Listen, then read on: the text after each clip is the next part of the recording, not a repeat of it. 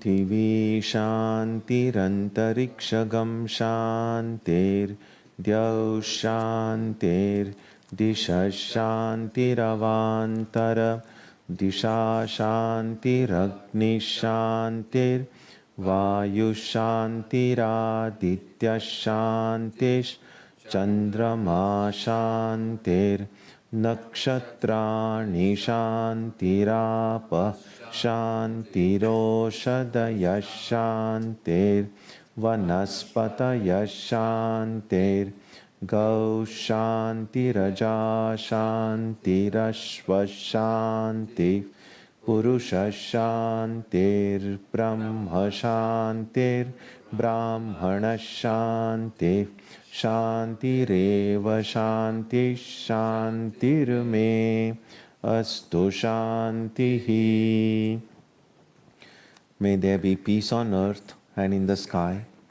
May there be peace in the water and in all directions. May there be peace in the plants, in the trees, and in animals. May there be peace in the hearts of all beings. May there be peace in everyone and in everything. Sarvetra sukhinas santu, sarve santu niramayaha, sarve bhadrani pashyantu, ma kaschit dukkha bhag bhavet, sarvastaratu durgani, sarvo bhadrani pashyatu, sarvas sadbuddhimapnotu, sarvas sarvatra nandatu. May all be happy and healthy. May all see what is good, and may no one experience misery. May all overcome their obstacles and acquire good tendencies. May people everywhere find joy and fulfillment.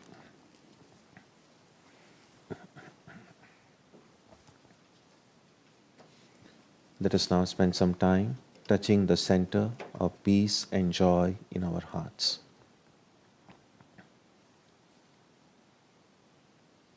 A good way to begin the practice is to withdraw the scattered energies of the mind and bring them to rest on one point.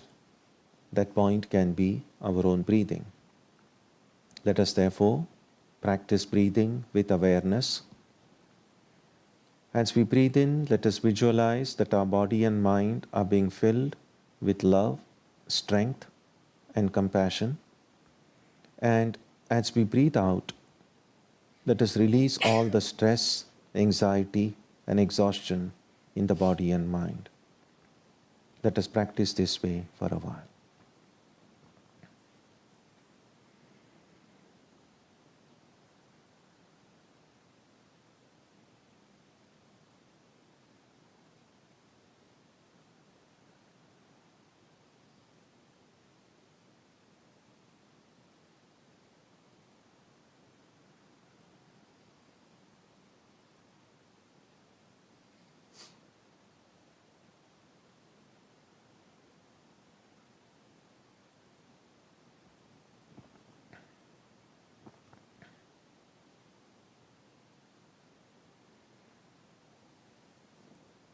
Let us now turn our attention to the region of our heart. Although God is present everywhere and in everyone, the divine presence can be felt most clearly in our hearts. We can meditate in any way we have been taught. To remain focused, we can take the help of a short mental prayer or a mantra or a divine name.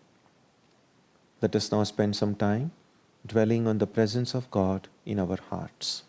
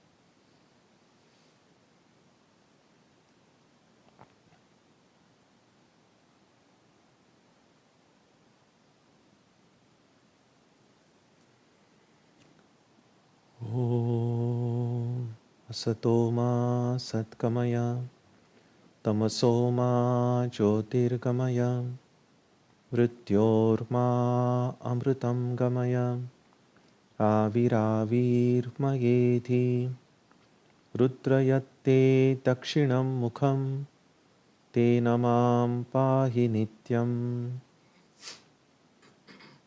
May the Divine lead us from the unreal to the real, from darkness to light, from death to immortality. May the Divine Consciousness fill our hearts and protect us.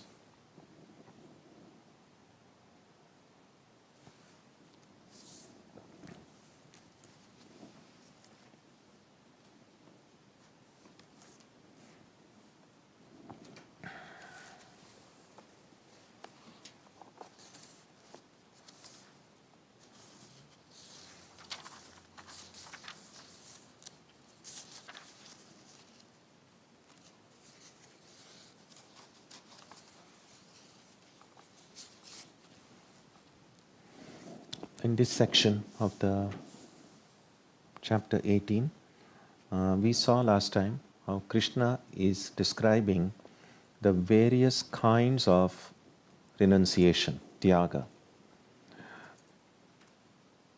He first describes what the different views are about the kind of duties and responsibilities that we have at various stages in life. And then he describes how and for what reasons people might stop doing what needs to be done. And he says that if those who give up obligatory duties, things that we are expected to do, just because they don't care for them or they don't recognize their importance, that would be a very tamasic way of giving up. A rajasic way of giving up would be, oh, this is too much botheration, this is too much trouble. Let me just do what's easy for me. And that's the attitude of many spiritual seekers as well. It's not that they are not sincere about their spiritual practice, but they do not think it important enough for them to undergo some difficulty. It's like, oh, I love God, I love spiritual life, but I will do what's possible for me to do. I'll do what will not require too much hardship on my part. And that would be a kind of a rajasic.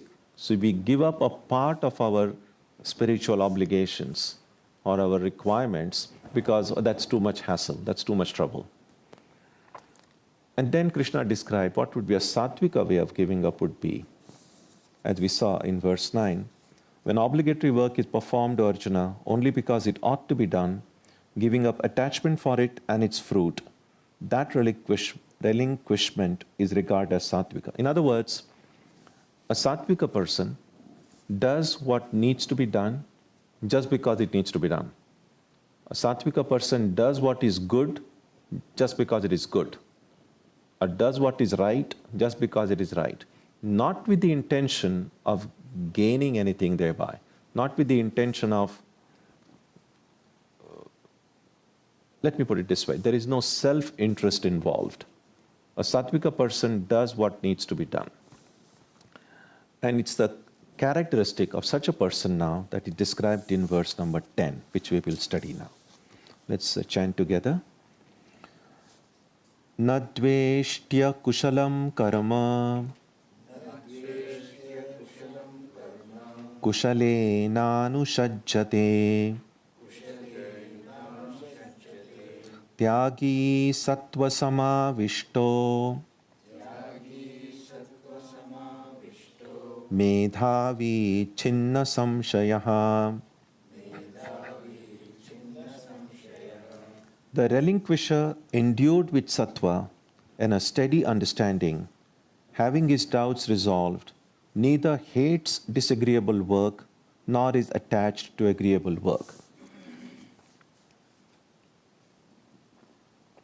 So this is a continuation of the sattvika way or sattvika attitude towards work, that a person just sees what needs to be done and just goes and does it. Sometimes you will see that, not necessarily only in a very religious context, but even among members of your family or friends or any community, that when there are things to be done, there will be a few people who will say, oh, they'll just say, it's not important, or somebody else will do it. We'll just kind of ignore it. And there'll be some who will do as much as they can, but if it requires too much trouble, they will just ignore it. They will just do what is easy, what is simple, what doesn't require too much hardship. But then there'll be few others who will just go and do what needs to be done. Sometimes, and in some family gatherings, sometimes there is a wedding and there are a lot of relatives have gathered. There's a lot of work to be done in such situations. And you can see all different types of people there. Some who would avoid work, some who would do only what they can and avoid what it's possible to avoid.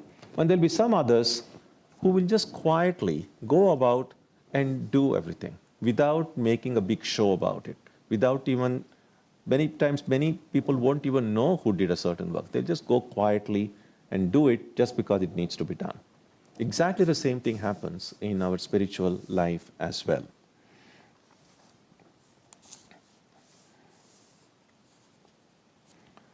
So a sattvika person endued with sattva and a steady understanding is that any work, if I get attached to it, it's going to bind me. So does this work without attachment, but does what is good. Because attachment to the work or attachment to the result of work, both of these, any kind of attachment will produce ultimately pain in some form, dukkha in some form. So recognizing that a sattva person endued with sattva does not get attached to work. And that is that steady understanding. So neither hates disagreeable work, because if it is something that needs to be done, it needs to be done, even if it's not agreeable. And neither is attached to agreeable work, because again, attachment will produce pain. So that is the characteristic of a person filled with sattva.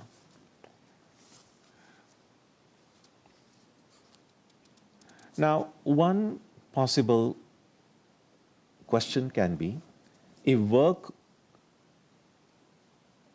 ultimately will produce suffering and hardship in some form, then rather than giving up just the fruits of work, why not give up work itself? Why do work and open the possibility of getting attached to it or to its results? A simple thing would be, don't do any work at all. If that is the question that comes to our mind, then Krishna answers it in verse number 11. Nahi deha bhrita shakyam tyaktum karmanya sheshataha yastu karma phalatyagi satyagītyabhidhīyate. Action cannot be entirely relinquished by an embodied being. He who relinquishes the fruit of action is called a relinquisher. Now earlier in chapter 3, way back, Krishna had already addressed this question. He said, Nahi kaschit kshanamapi jatu tishtati akarmakrit. No person can remain without activity even for a moment.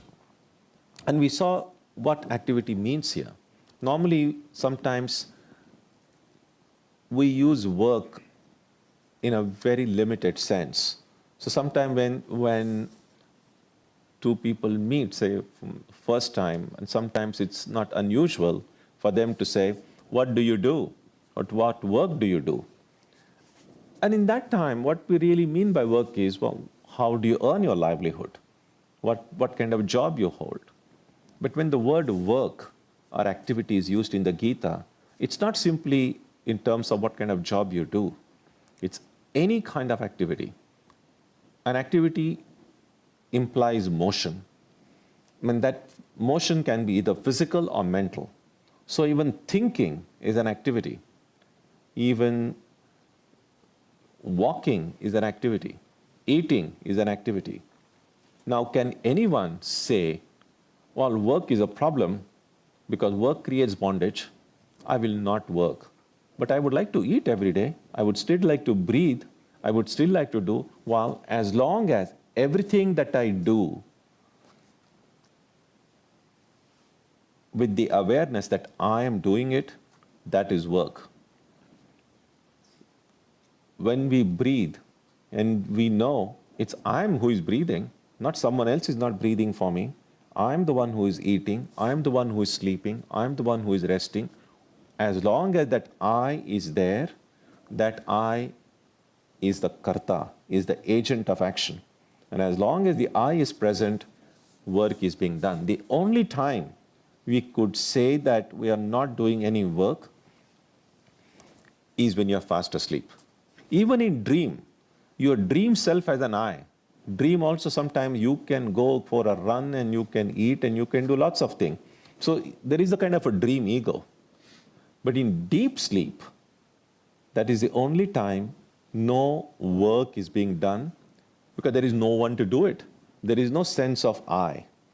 In order for me to do some work, the sense of I is very essential. And that is why, since that sense of I is present in all of us, it's absent only in the person who is either fast asleep or one who is completely enlightened. If it is neither of these two, then that we cannot give up work if we are in the middle of these two extremes. That is why Krishna says, action cannot be entirely relinquished by an embodied being. Embodied being. Embodied really means one who is inside the body. Deha-bhrut, one who, so we are inside the body and I feel I am this and I am doing it. I am speaking, I am listening, I am sitting. So this is the I who is inside the body, and that is what is meant by the embodied being. And therefore, since it's not possible for us to give up action itself, the one who is a real tyagi, one who is a real relinquisher, as it is translated here, is the one who does not give up action, because you cannot give up action, but you give up the desire for the result of the action. And as I have said, just because you give up the desire for the result of action doesn't mean the result won't come. It's just that you are not seeking it. It's like you go and work in the garden, in your own garden, let's say, and you do everything that needs to be done. Now, whether or not you desire that beautiful plant should come up and great flowers should come, the flowers will come whether you desire or not. When the work is done, the result will come on its own. The problem with desire, the problem with attachment to result is this. If I work hard and beautiful flowers come, it's going to make me happy. I didn't desire it, but seeing the flowers is going to make me happy.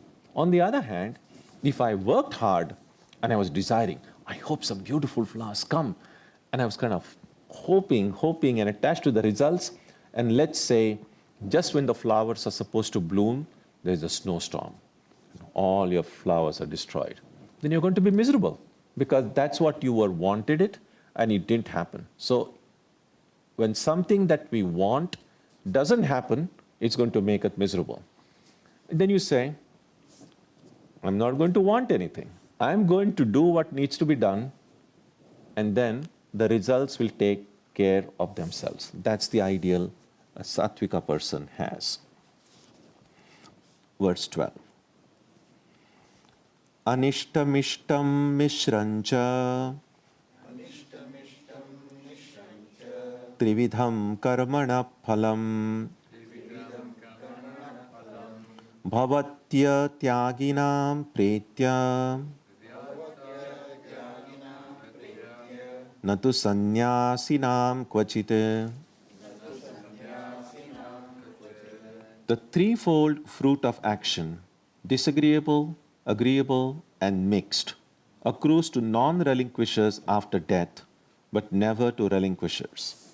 Now, not all results of action come after death. Because if you now, say if you love ice cream, and you eat ice cream, the joy for that ice cream will not come in next life. It will come right away. So don't think that all karma necessarily has to come from last birth, or its results will necessarily be in the future birth.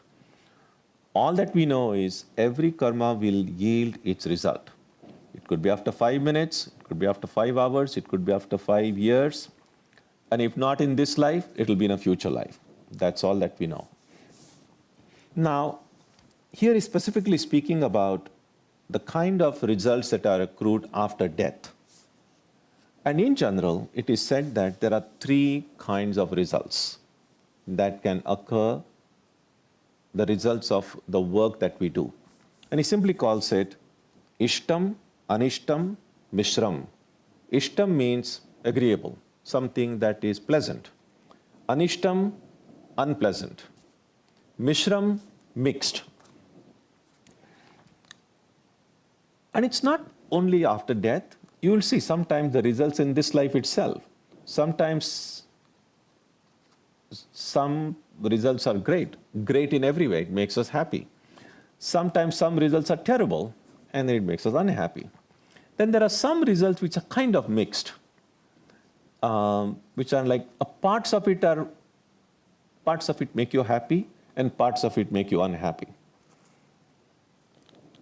The same kind of division occurs even in the results after death.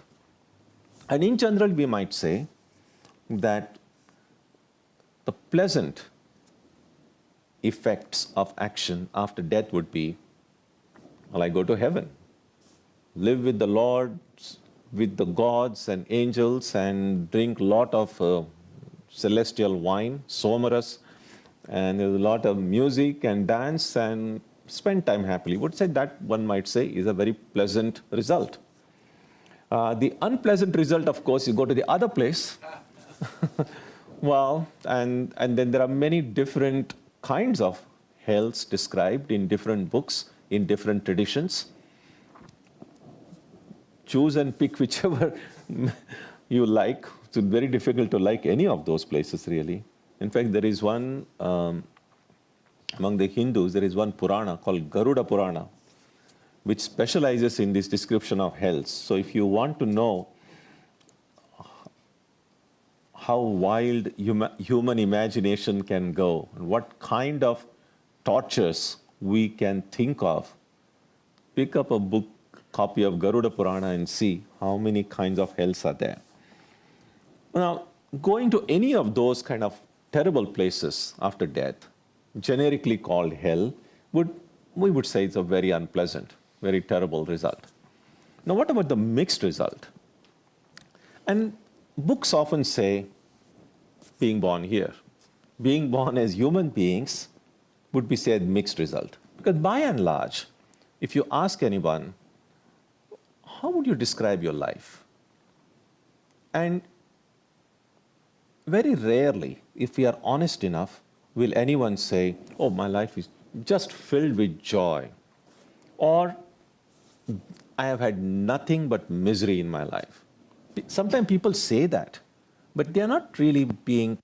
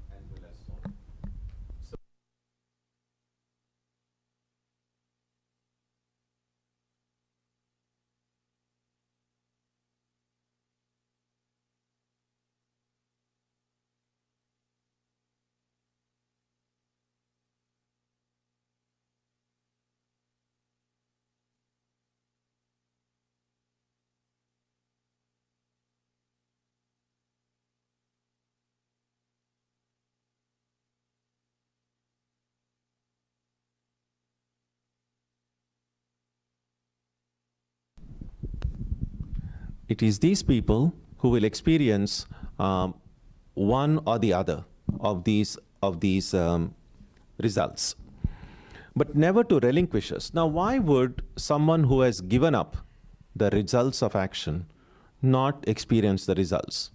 Well, clear. What does giving up the result mean? It can happen in several ways. One is, if I'm not the doer, then why should I be affected by the results of it? It's a little bit like this. Now, when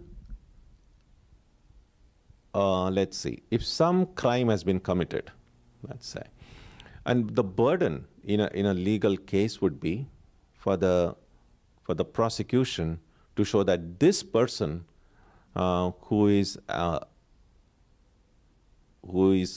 been charged with doing certain crime, that this person has done it. So you have to show agency.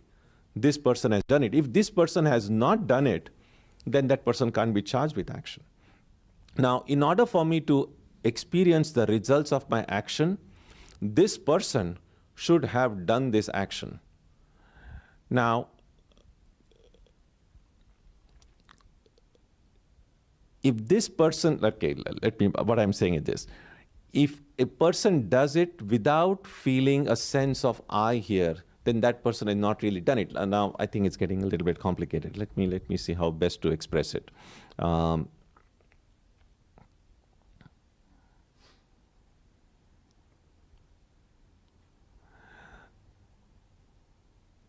Suppose, okay, think about it this way. Suppose someone has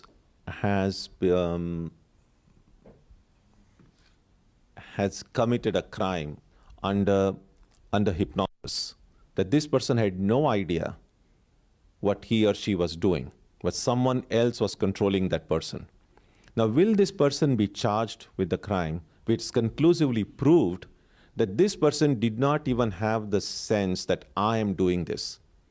And it would seems to me that legally, if it can be proved that this person's body did it, obviously, there is all evidence that this person went and did some crime, but this person did not even know that I was doing it.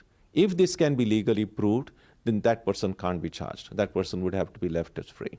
So a sense of agency is very important. And that is what one who is a relinquisher doesn't have. Therefore, when an enlightened person dies, that enlightened person does not get any of these three results, neither the pleasant one, nor the unpleasant one, nor the mixed result.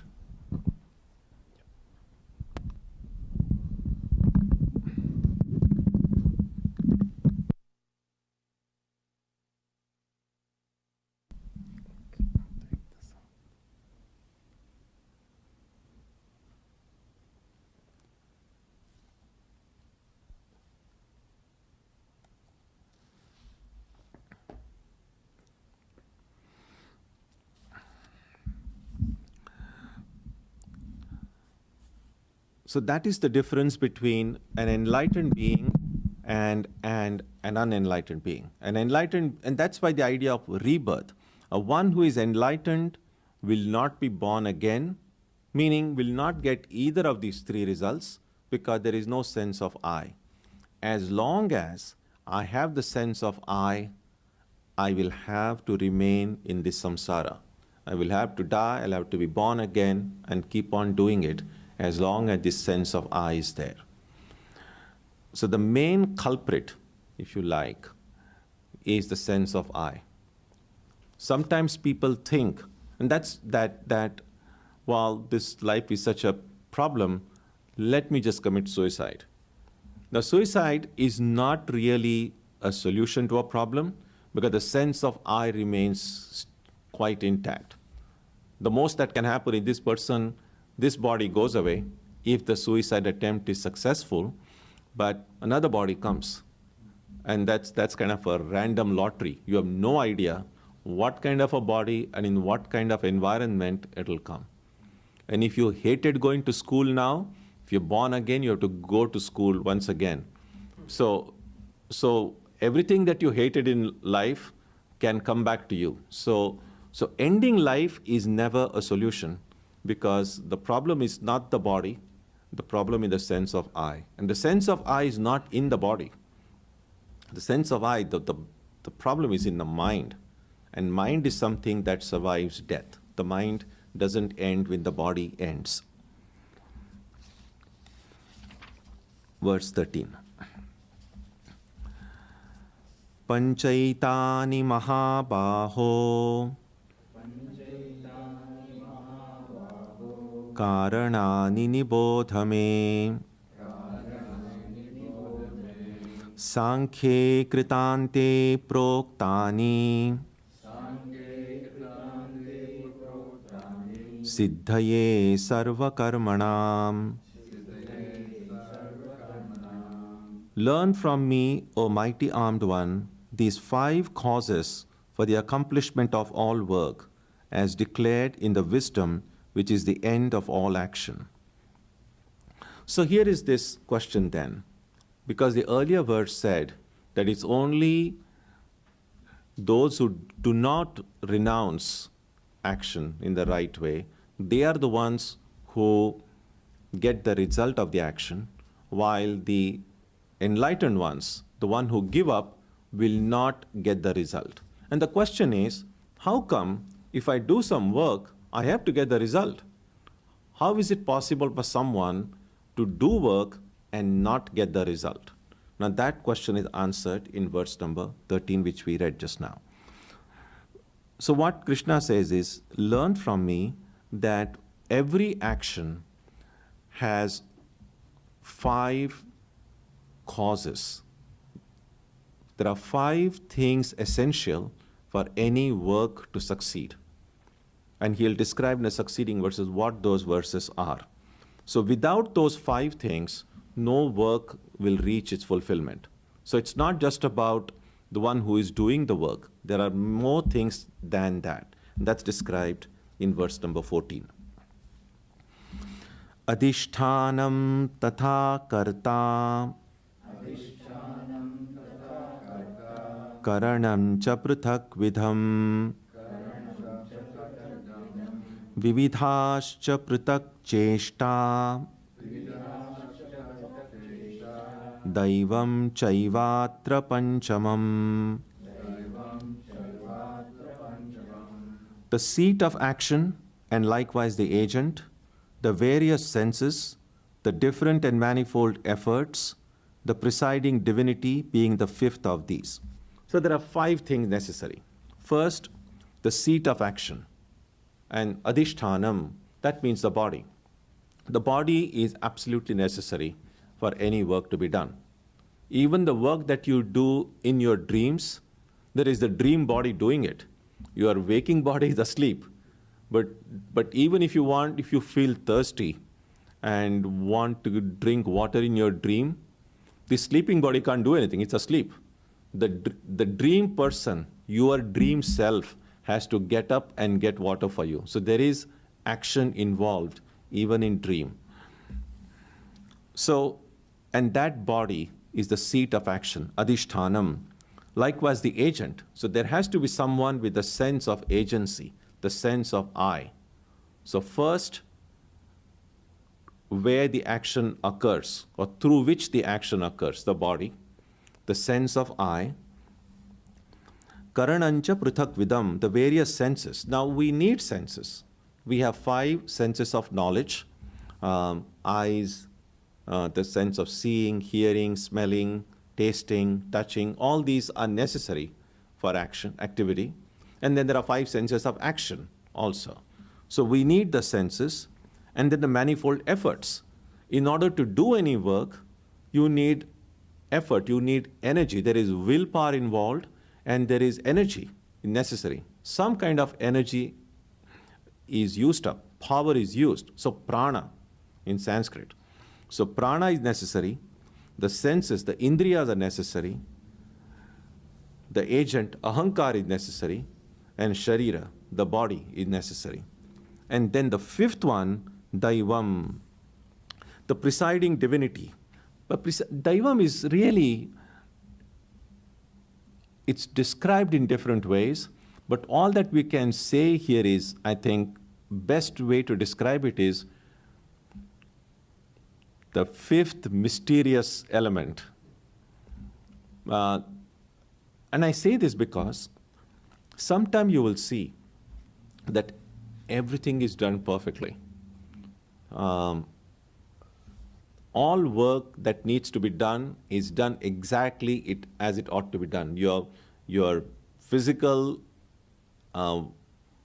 actions were perfect. The sense of I was active. The senses worked perfectly. The efforts were completely adequate. Everything was perfect, and yet the work doesn't become successful. And many times we wonder, like, what did I do wrong? And that is really this fifth thing, Daivam. Now, why it happens, we don't know, which is why it's this called the fifth mysterious thing. But as a result of the failure of certain action, the sorrow or the joy or the misery that I experience, the dukkha that I experience, that we know, that is the result of my past actions. So why the sorrow is caused, we know if we accept the theory of karma. But why the thing doesn't happen, it's not always easy to figure out. And people still try to find out, because of this reason or that reason. And in India, if people are not able to find out any concrete reason why a thing did not succeed, in spite of everything being done perfectly, they will say, in Hindi they'll say, kisi ki nazar lag gayi. That is, someone cast an evil eye on it. That's not really an explanation. What really means is that something has happened by which things that should have happened in one way didn't happen that way. So there is a kind of a mysterious element. And that is what is meant here by Daivam. And sometimes in southern India especially, this word is very common. If something doesn't go rightly, people simply say Daivam. So that's essentially, you can trace it back to this verse in the Gita, verse 15. Sharirvang manobhiryat karma prarabhate naraha nyayam va viparitam va panchaite tasya hetavaha. Whatever action a man performs by his body, speech, and mind, whether proper or the reverse, has these five as its causes. So, actions oftentimes in books, in the Gita and in other books, they always like to classify in these three categories: body, mind, and speech. The body refers to the visible action, the physical action that we do through the body. Speech is used as a representative of all senses, really. But it's also verbal. So speaking. So when I'm speaking, I'm neither walking or moving, but speaking is still an activity. And so speech is given a special category. But it also, in a more generic sense, stands for the other senses. And of course, the activity of the mind. An activity of the mind is thinking, feeling. All these are, sometimes people have looked upon thinking as a kind of mental jogging. That if you stop thinking, then your mind gets kind of rusty. You don't, sometimes people speak about cobwebs in the brain. The thing is, if there's not too much activity going on, then the cobwebs will be formed. And so thinking is a very helpful practice, even to remain alert. So all actions done either by the mind or by the speech or by the body They could be good actions or bad actions. All of these require these 5 things: the body, the sense of I, the senses, the energy to do it, and then that mysterious 5th. 16. Tatra evam sati kartaram atmanam kevalam tuyaha pashyatya kritabuddhitvat nasa pashyati durmatihi. Such being the case, he who, owing to his unrefined understanding, looks upon the absolute self as the agent, is foolish and does not see. Now, the here translation, of course, they have put it as absolute self, although in Sanskrit, it simply says Atmanam. So there are 2 ways of misunderstanding this. One way is to blame oneself. And that's what many people do. If things don't go the way we want them to, many people blame others, which is kind of a cop-out. It's like not wanting to take responsibility themselves. But some other people, they just blame themselves. Oh, it's me. I didn't do it well. Actually, neither of these may be true. What if I did everything okay? It's just that mysterious 5th, that Daivam, came in the middle. So first of all, it would be wrong to always blame oneself for everything. Just as it would be wrong to always think that I'm innocent. So don't go to the extreme. It's like I'm never to be blamed. That doesn't make sense either. And I'm always to be blamed. That doesn't make sense either. And so that's why it is said here that one who always thinks that I'm the one to be blamed is foolish, because there are really 5 things involved. And if any one of those 5 fails, things will not work out. And of those 5, the I is only one of those 5. But there's another way of misunderstanding, and that is even people who have heard that there is such a thing as the Atman, there is such a thing as the spirit. And if they think that it is this I who did it, that's a misunderstanding also. Because the spirit, the Atman, doesn't do any action. The Atman simply is. So that is also equally foolish to think that my spirit did this. By spirit, I'm meaning the word, meaning Atman. So here is a general question. Who really does action?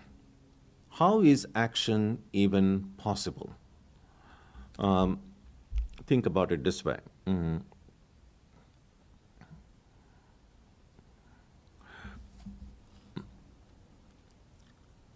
Say the blooming of a flower, the blooming of a lotus.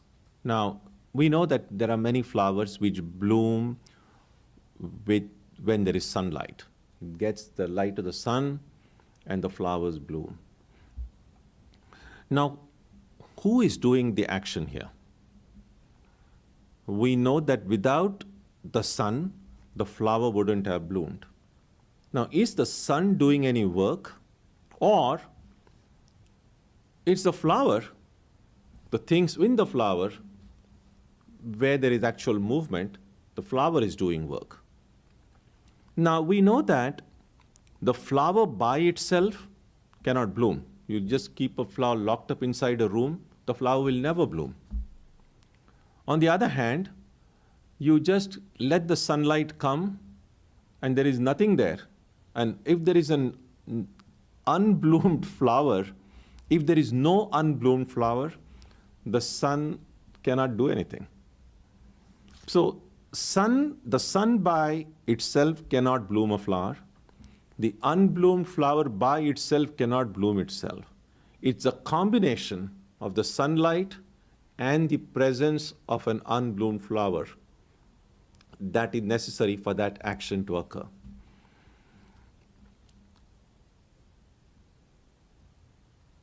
So the Atman cannot do any action, doesn't do any action. There is no activity in the Atman. On the other hand,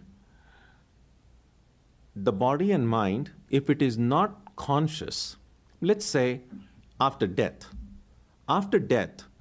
even before the body is cremated or buried, there is still the body. That body, a corpse doesn't do any action because there is no consciousness there. So the body by itself cannot do anything. Consciousness by itself doesn't do anything. What you need is a combination of consciousness with material entity. That's essentially what had happened. So consciousness is infinite. There is nothing, there is no boundaries to consciousness. And consciousness, because it is infinite, it's always one. You cannot divide consciousness. Now, matter is just dead material thing. It doesn't do anything unless it becomes conscious. So it is this mixture of consciousness with matter. It's called in scriptures as Chit Jada Granthi. Chit means consciousness.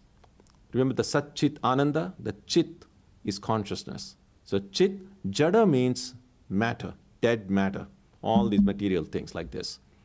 Granthi means a knot. So when a kind of a knot, when a kind of a bonding is created between consciousness and matter, things begin to happen. Now things happen in matter in the presence of consciousness, but the consciousness itself doesn't do anything. And one way of looking at this would be, say, in the light of the sun, well, we do a lot of activity in the light of the sun. When there is a day, the sun comes up, and we can go, and in that light of the sun, we can do some wonderful work. We can go and help people. We can do great things. And in the light of the sun, people can also do terrible things. Now, the light of the sun was kind of an accessory to doing both good actions and bad actions. But the light of the sun itself is untouched by the good and bad. It was necessary.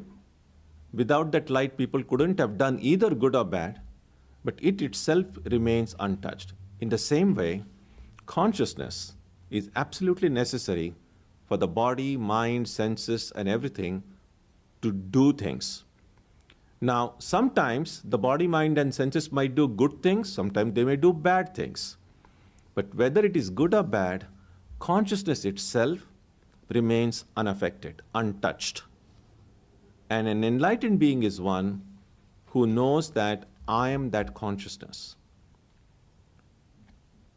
And because that consciousness is bereft of the sense of I, an enlightened being is untouched by any of these things.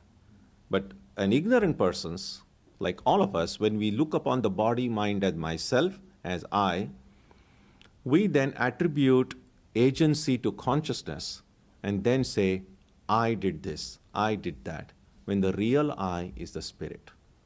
So that is what is meant by here when it is said, such being the case, he who owing to his unrefined understanding looks upon the absolute self as the agent is foolish and doesn't see the reality, doesn't see the truth. So we'll stop here today on verse 16. If you have any thoughts, ideas, questions, feel free to ask. Yeah.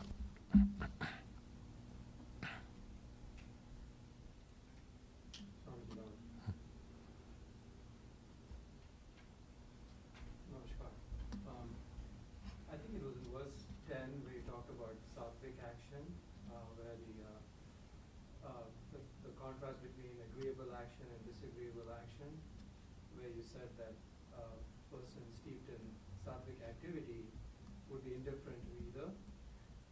just an observation that if you go to a career life coach, for example, right, and you want to try to figure out your future,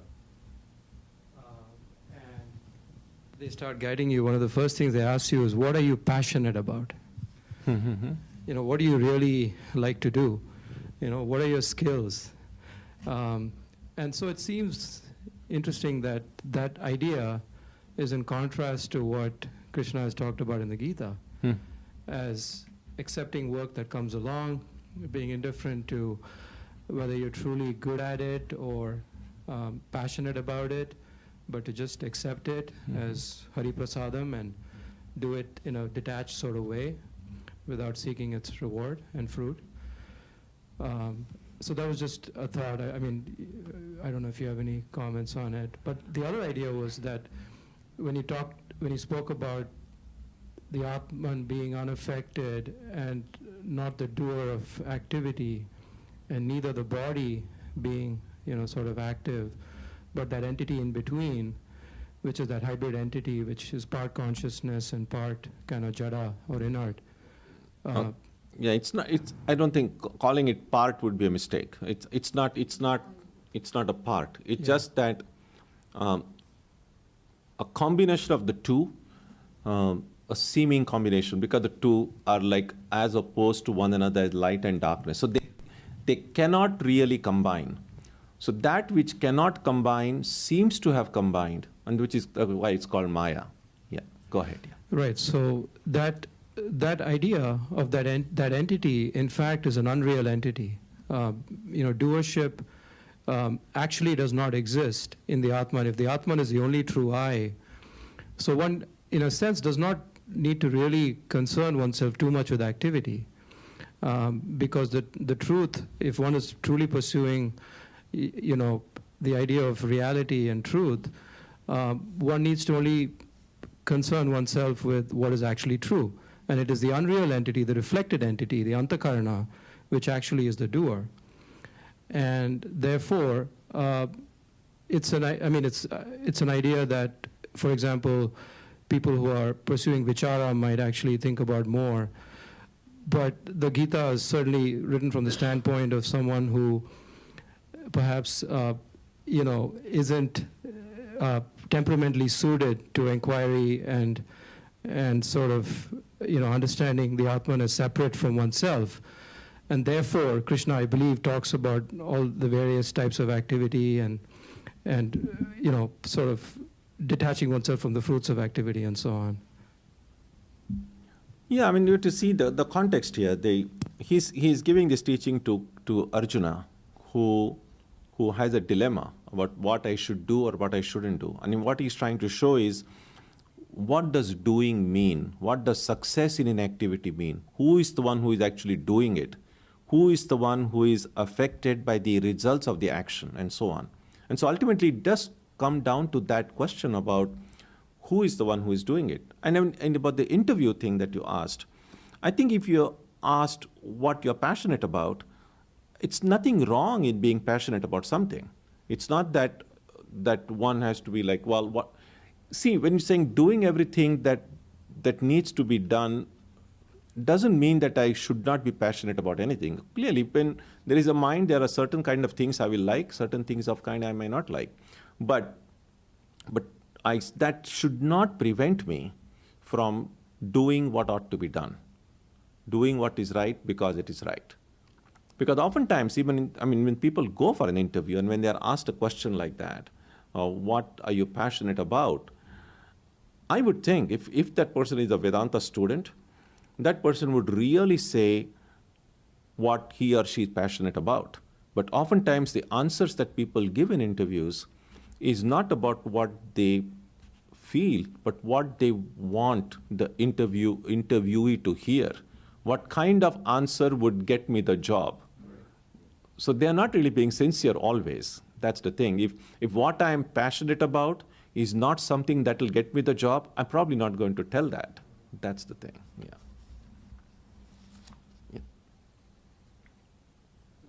Where does motivation come in of those five? Is it from the sense of, does agency itself contain the drive or motivation to do an action?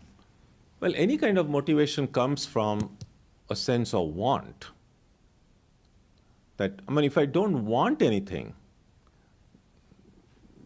you wouldn't want to do anything. I think every activity that we undertake, there's always some motive for it. And it's good to be honest about that motive. There is a saying that prayojanam anuddishya mandopi na pravartate. Even a stupid person doesn't do anything without a motive. So we all have motives for our work. All that we need to, as spiritual seekers, what we need to see is that whether this motive will take me towards what I see as the goal of my life, or whether it will take me away from it. And we can still choose any motive that we want. We can still choose to do something which will take me away from my goal, but that's a personal choice. And we have to then abide by whatever the consequences of the choices I make in life. That's the idea. Swamiji, in that case, if everything is decided by law of karma, and then I'm just a passive recipient of the result of action, so should I be not proactive for exercising? Say that because last part if again. everything is dependent on the law of karma, because whatever the result will come, it's not dependent on me. Because whatever I do, I have to No, give. it depends on your action. The law of karma means the results are connected with the action. So I am involved because I am the one who is doing action. So whatever action I do, I will get the results. So there is the only time I will not be affected by action would be if I don't have the sense of I.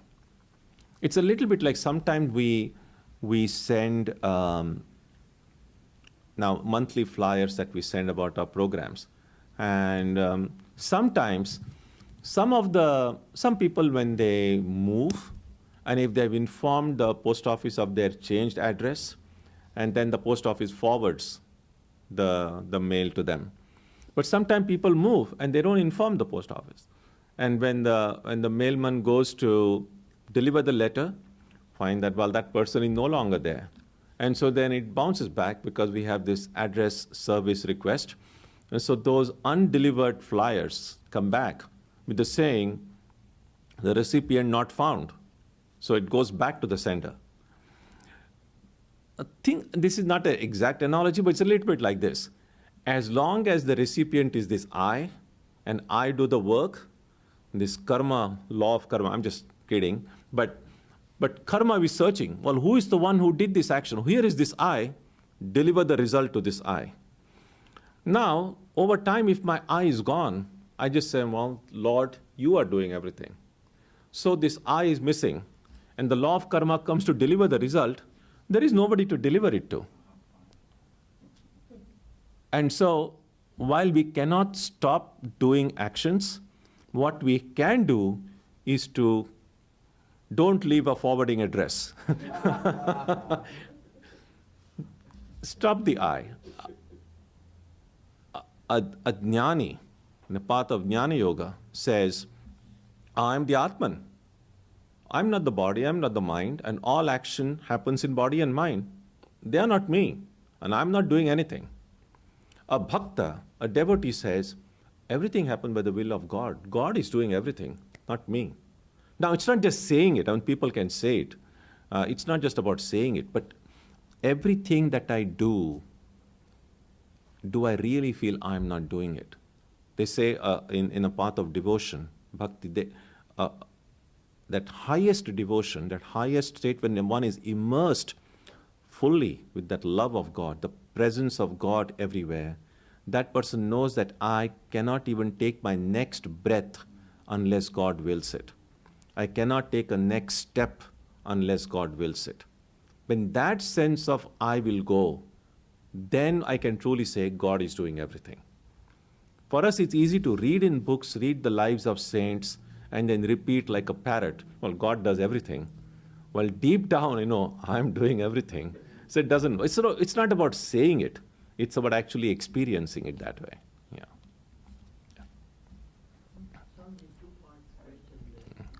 To the verse number 14, where you talked about the agent and the presiding divinity, the distinction between those two, because they said the five agents of action, the agent and the presiding divinity. Yeah. So what's the distinction real between the two? Well, agent is the ahankara. Okay. And the presiding deity here is sometimes used, that thing is this. As I said, there is this a kind of intermingling of consciousness with material entities. And so every material component in our personality has a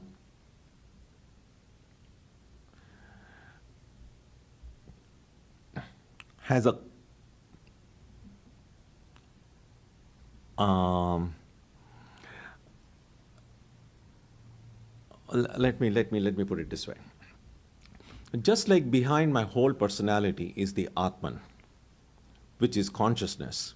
Now, if I kind of split up my personality into these different organs, different senses, and so on, then every sense, every organ will have some form of consciousness associated with it, and that's called the presiding deity.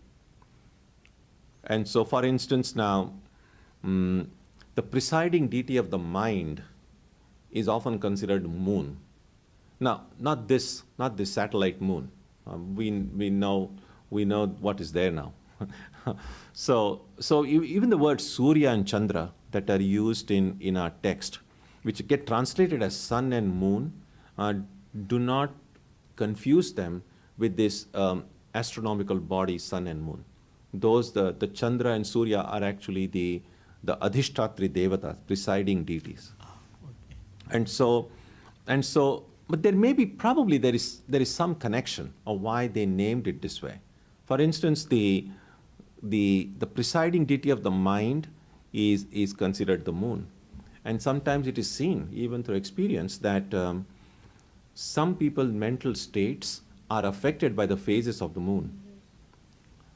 And the Adhishtatri Devata of the eyes is the sun. Again, the sun's during eclipse and things like that. So there was some kind of a logic can be found of why the different parts of our personalities were associated with certain specific presiding deities. So one way of understanding that fifth mysterious element could be these presiding deities. But again, that's so much of a speculation. That's why I just prefer to call it the mysterious part. So one other question related to, so an animal or a human being, the difference is the intelligence. So where is the intelligence in here? It's because even an animal has all these five to action. So if a lion is going to make a kill, I'm assuming that all those five are in the lion, right? Sure. And so what's the difference between then human being and an animal then? No difference. It's the same jiva occupying in two different bodies. So when a certain jiva has created such karma that it's like this, the nature follows the path of least resistance. So if a certain jiva has karma whose results can best be experienced in a lion's body rather than in a human body, then the jiva will go and occupy a lion's body. Now, from a human perspective, because as I've said often, all these books that we are studying, it's a human take on the situation. We don't know if cats and dogs get together, and if they have a certain philosophy of their own, that might be a cat solution to the problem. Right now, we are just looking at a human solution to the problem. And so from a human perspective, sometimes it is said that we spoke earlier about the three kinds of results: agreeable, disagreeable, and mixed. An agreeable, I said, was to go to heaven. Sometimes the disagreeable result sometimes get described as going to hell, but also get described as being born in animal bodies.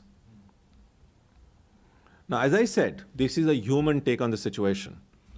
For all we know, they may be far happier than we are.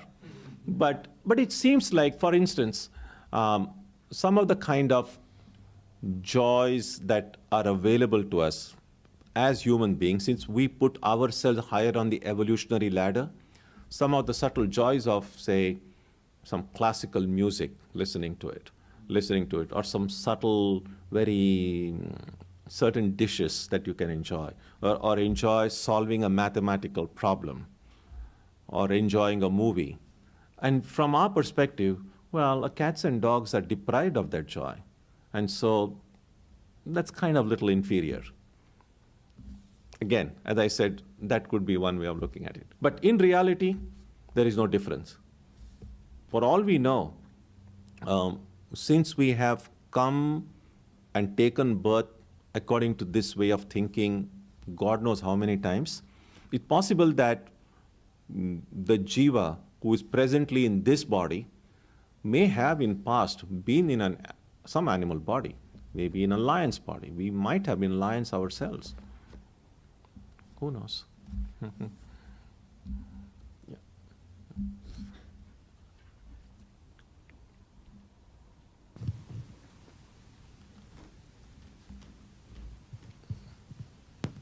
So, Swamiji, we talked a lot in, I think, other classes about the importance of doing a personal inventory and understanding our personal strengths and areas of development and being accountable for our actions. And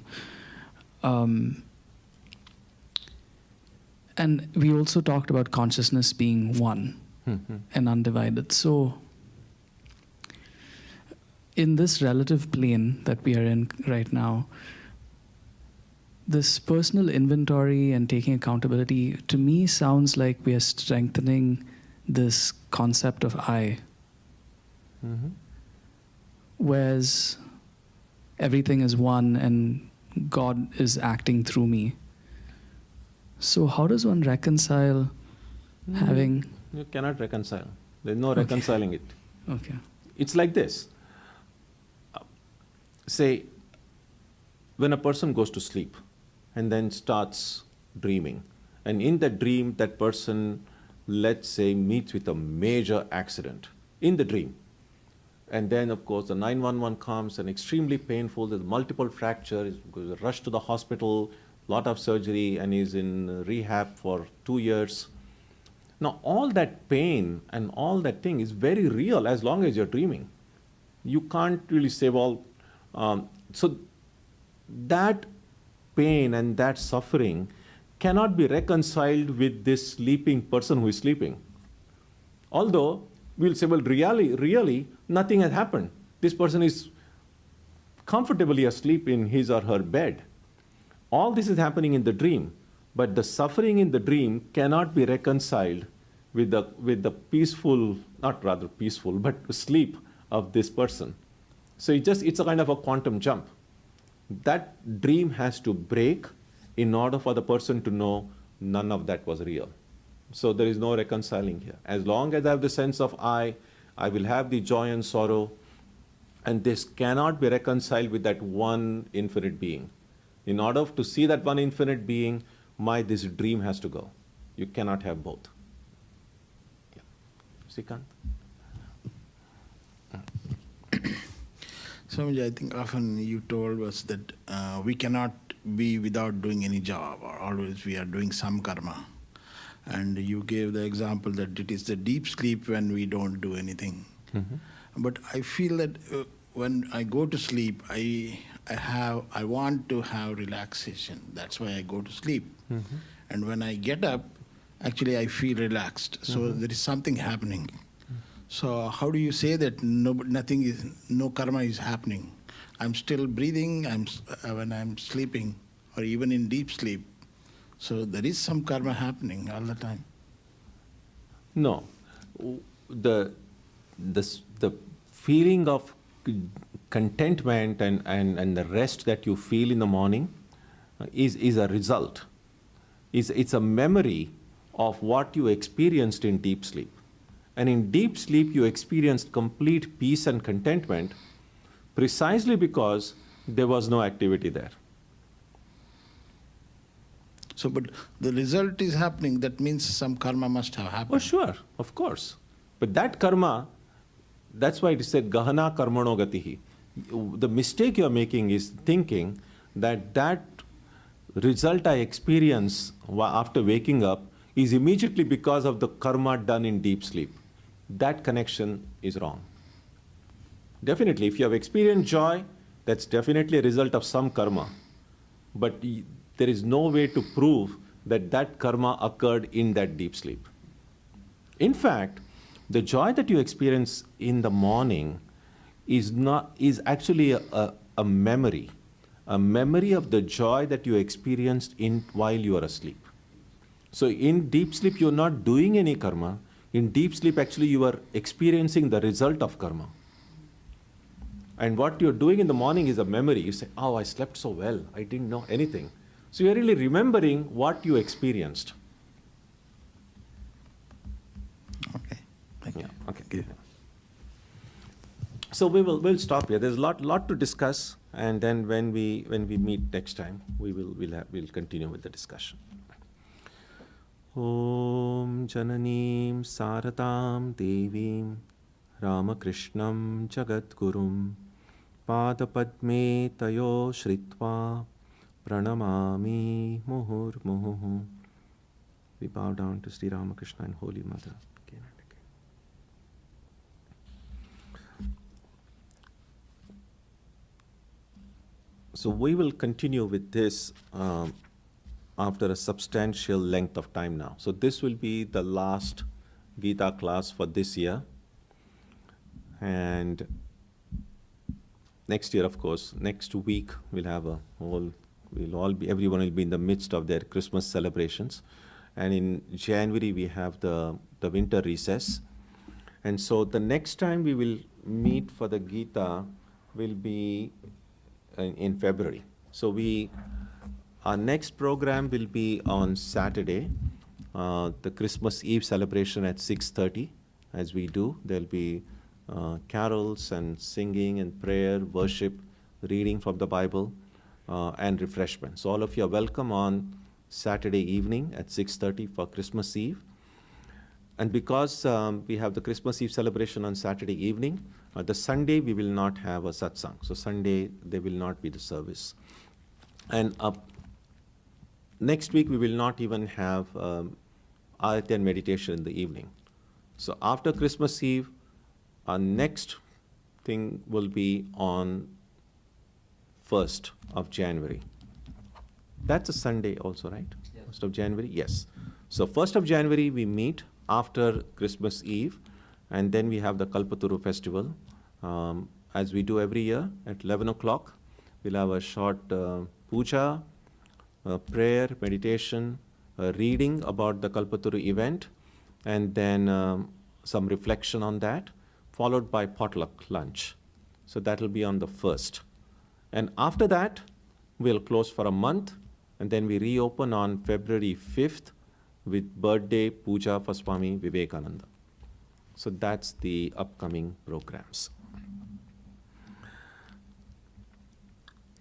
Let's conclude with a prayer now on page 3.